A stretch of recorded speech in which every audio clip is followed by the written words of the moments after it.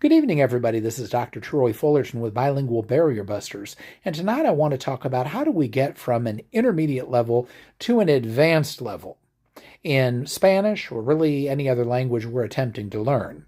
Now, grammar is important.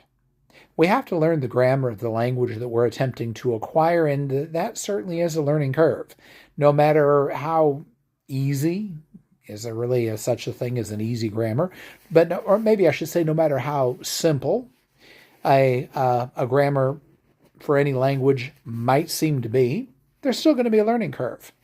The way that we string together nouns and adjectives and articles, the way that we put verbs together, which pronouns we use as a subject, as an object, after a preposition, the way that we handle direct or indirect objects, or the way that we handle the subjunctive. I mean, there are just a lot of complexities. Some languages have noun cases. We have to get used to that as well. So there's always going to be a learning curve when it comes to the language grammar.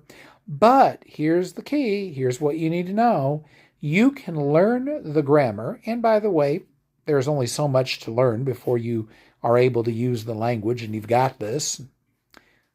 But you could still be at the intermediate level, even though you have a good grasp on how to use the grammar. Nothing wrong with that, but what if you want to advance? Your key word is the word vocabulary.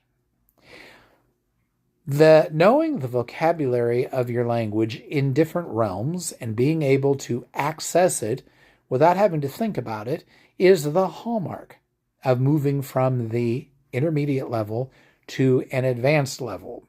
When you're able to, without having to think about it, without having to spend a lot of time reviewing, when you're able to talk about a wide variety of subjects and pull up the vocabulary that you need for those subjects, you've gotten into an advanced level. So how do you do this? Well, one of the very easiest and quickest ways to acquire a lot of vocabulary is to read. Read a lot, read a variety of things, read contemporary things, but we're not going to just read. We're also going to take note of that new vocabulary, and we're going to put it in a spaced repetition system or a flashcard system or something and write it that way, and we're going to try to find a reason to use that vocabulary in our own expressions, in our own written work and utterances as we practice. This is going to be the quickest way to get to an advanced level.